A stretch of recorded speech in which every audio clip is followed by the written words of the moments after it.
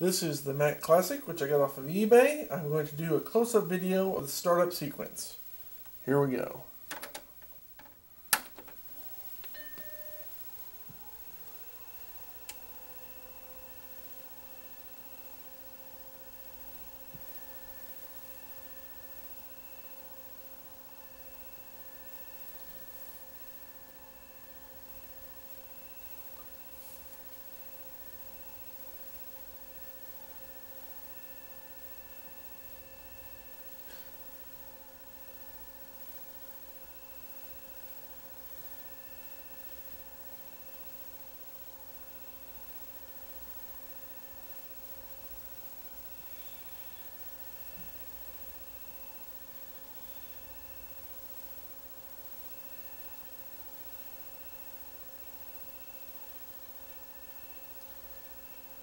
And there you have it. The Mac Classic has startup.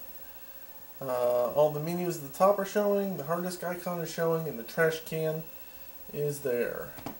And there you go for the Mac Classic startup sequence.